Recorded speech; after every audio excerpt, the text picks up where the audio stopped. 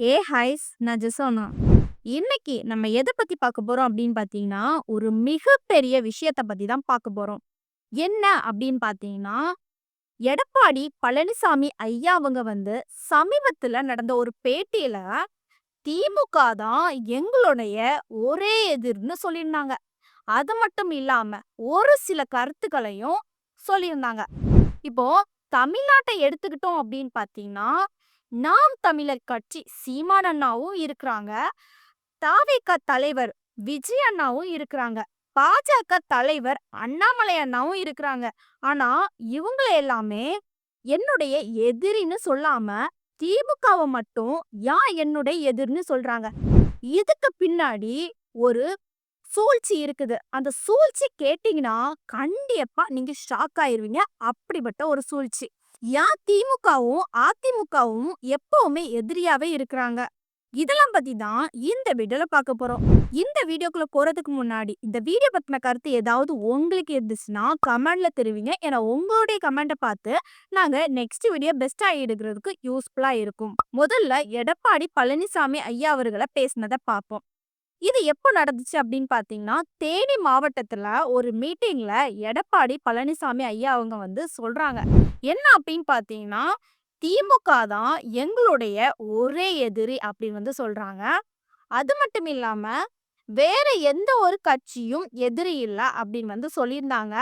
அ வேற என்ன சொல்லியிருந்தாங்க அப்படின்னு பார்த்தீங்கன்னா, இந்த எப்பவுமே திமுகவ அகற்றுவது தான் எங்களுடைய ஒரே திட்டமா இருக்கும் அப்படின்னு வந்து சொல்லியிருந்தாங்க.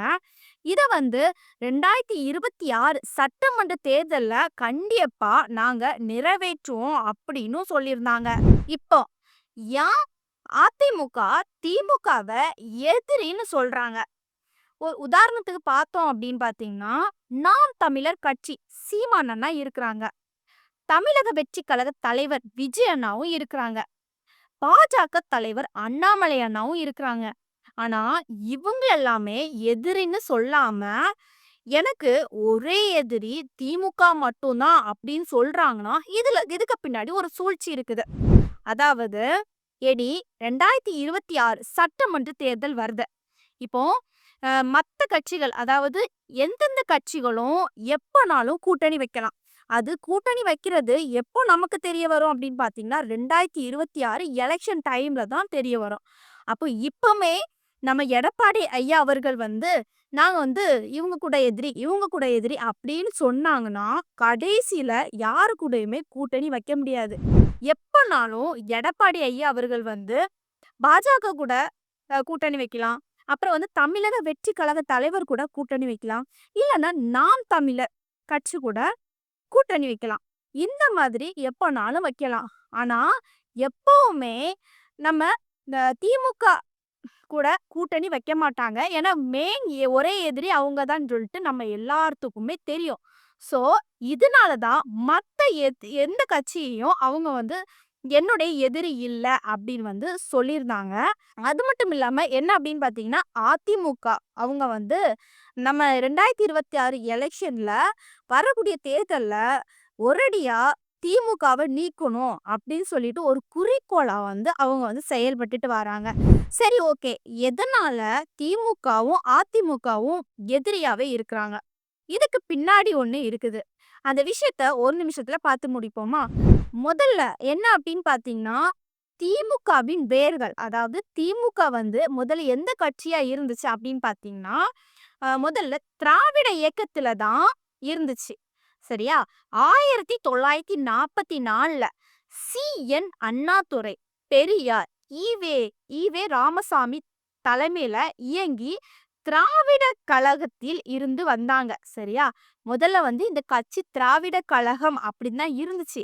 அதுக்கு பிறகு தான் என்ன ஆச்சு அப்படின்னு பார்த்தீங்கன்னா, பெரியாரு சில கொள்கைகள் வந்து உடன்படல. யாருக்கு பிடிக்கல அப்படின்னு பார்த்தீங்கன்னா, அண்ணா அவங்களுக்கு பிடிக்கல.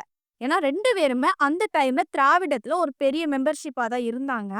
அப்ப அவங்களுடைய உடன்பாடு வந்து இவங்களுக்கு பிடிக்கல. அப்ப என்ன பண்ணாங்க அப்படின்னு பார்த்தீங்கன்னா, உடனே அண்ணா அவங்க வந்து 1949 செப்டம்பர் 17 அன்று என்ன பண்ணாங்க அப்படின்னு பார்த்தீங்கன்னா, திமுகவ தனியா தொடங்குனாங்க. சரியா? அதுக்கு பிறகு வந்து என்ன பண்ணாங்க அப்படின்னு பார்த்தீங்கன்னா, அண்ணாவுக்கு வந்து 1967ல திமுக கட்சியில இருந்தாங்கல்ல, அவங்க வந்து முதல்ல ஆட்சி பிடிச்சாங்க. அந்த டைம்ல தான் பிடிச்சாங்க. சரி, அதுக்கப்புறம் வந்து நம்ம அண்ணா அவங்க வந்து மறைவுக்கு பிறகு, அதாவது அண்ணா அவங்க கட்சியில தான் வந்து யாரெல்லாம் இருந்தாங்க, எம்ஜிஆர் அவங்களும் இருந்தாங்க. அதுக்கப்புறம் கருணாநிதியும் அவங்க ஐயா இருந்தாங்க. அப்ப என்ன பண்ணாங்க அப்படின்னு பார்த்தீங்கன்னா, அண்ணா அவங்க மறைவுக்கு பிறகு என்ன பண்ணாங்க அப்படின்னு பார்த்தீங்கன்னா, அந்த பதவிய யாருக்கு போச்சு? கருணாநிதி ஐயா அவர்களுக்கு போச்சு. அவங்க தான் தலைமை தாங்கிட்டு இருந்தாங்க. அதுக்கப்புறம் என்ன நடந்துச்சு அப்படின்னு பார்த்தீங்கன்னா, 1972ல எம்ஜிஆர் ஐயா அவர்கள் கருணாநிதி மீது ஊழல் குற்றச்சாட்டு வந்து முன் வச்சாங்க. அந்த டைம்ல தான் என்ன பண்ணாங்க அப்படின்னு பார்த்தீங்கன்னா, எம்ஜிஆர் ஐயா அவர்கள் வந்து திமுக விட்டு பிரிஞ்சு போனாங்க. உடனே என்ன பண்ணாங்க அப்படின்னு பார்த்தீங்கன்னா, அண்ணா திராவிட முன்னேற்ற கழகம் என்று ஒரு கட்சிய வந்து தொடங்குனாங்க. அந்த கட்சியில வந்து அதுக்கப்புறம் தான் அந்த கட்சிய ஷார்ட்டா மாத்துனாங்க. அதிமுக அப்படின்னு சொல்லிக்கிட்டு மாத்துனாங்க. இப்படி தனியா வந்து எம்ஜிஆர் ஐயா அவர்கள் தனியா தொடங்குனாங்க. அதே திமுக வந்து கருணாநிதி வந்து ஐயா அவர்கள் வந்து என்ன பண்ணிட்டாங்கன்னா, திமுகவ வந்து தனியா தொடங்கிட்டாங்க. இப்படிதான் இவங்க 2 பேத்துக்குள்ள ஒரு பிரச்சனை உருவாச்சு. 2 பேருமே அ முன்னாடிலருந்து ஒரு பகையாளியாட்ட இருக்கிறாங்க. சரி, அடுத்ததாட்டு திமுகல யாரெல்லாம் தலைமை தாங்கிட்டு வரிசையா வராங்க அப்படின்னு வந்து பார்ப்போம். முதல்ல வந்து கருணாநிதி ஐயா அவர்கள் வந்து ஆட்சியில வந்தாங்க. நெறைய வாட்டி முதலமைச்சரா இருந்தாங்க. அடுத்ததாட்டு அவங்க பையன் ஸ்டாலின் அண்ணா அவங்க வந்து என்ன பண்ணியிருந்தாங்க, அதே மாதிரி ஆட்சிய பிடிச்சு இப்போ முதலமைச்சரா இருக்கிறாங்க.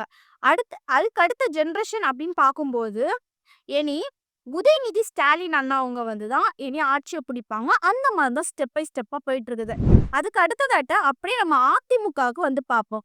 அதிமுகல என்ன அப்படின்னு பார்த்தீங்கன்னா, இந்த முதல்ல எம்ஜிஆர் ஐயா அவர்கள் வந்து என்ன பண்ணாங்கன்னா, ஆட்சியில இருந்தாங்க. அதுக்கு பிறகு அவங்க இறந்ததுக்கு பிறகு ஜெயலலிதா அம்மா அவங்க வந்து அந்த ஆட்சிய வந்து தொடங்கிட்டு இருந்தாங்க. அதுக்கு பிறகு ஜெயலலிதா அம்மா வந்து ஆட்சி இறந்ததுக்கு அப்புறம் வந்து என்ன பண்ணாங்கன்னா, இந்த ஆட்சி யார் கையில வருது? நம்ம எடப்பாடி பழனிசாமி ஐயா அவர்கள்கிட்ட வருது. இனி இந்த பதவி இனி அடுத்தது யார் இருக்காங்களோ அவங்களுக்கு அப்படி வரிசையா போயிட்டே இருக்கும். இப்படிதான் இவங்க 2 கட்சியும் தொடங்குனாங்க. இப்பவும் இந்த வரலாறு, அதாவது இந்த பிரச்சனையா தான் இவங்க 2 பேருமே அந்த டைம்ல இருந்து இப்போ வரைக்குமே ஒரே எதிரியாவே இருக்கிறாங்க. ஏன்னா இந்த 2 கட்சியும் சேர்ந்து கூட்டணியே வைக்க மாட்டாங்க. எப்பவுமே இவங்க எதிரியா தான் இருப்பாங்க. கூட்டணி வச்சாலும் மத்த கட்சிகள் கூட வச்சாலுமே, ஆனா இந்த 2 கட்சியுமே எப்பவுமே கூட்டணி வைக்கவே போறது கிடையாது. அதுதான் அவங்களும் சொல்றாங்க, சொல்லவும் வாராங்க. இப்போ என்னுடைய கருத்துப்படி அப்படின்னு பார்த்தீங்கன்னா, யார் 2026 எலெக்ஷன்ல யாரு கூட கூட்டணியா இருந்தாலும் பிரச்சனை இல்ல. ஆனா 2026ல எலெக்ஷனாட்டு தலைவராட்டு முதலமைச்சரா வரவங்க வந்து மக்களுக்கு சேவை செய்றவங்க. அதாவது மக்களுக்கு என்னலாம் கிடைக்கலையோ அதெல்லாம் வாங்கி குடுக்குறவங்களாட்டு தலைவராட்டு வந்தா நல்லா இருக்கும்னு நான் நினைக்கிறேன். இத பத்தி நீங்க என்ன நினைக்கிறீங்க? யார் 2026ல முதலமைச்சரா வரணும், வந்தா நல்லா இருக்கும் அப்படின்னு நினைக்கிறீங்கன்னு கமெண்ட்ல தெரிவிங்க. நெக்ஸ்ட் ஒரு இன்ட்ரெஸ்டான வீடியோல வந்து சந்திக்கிறேன். பாய்.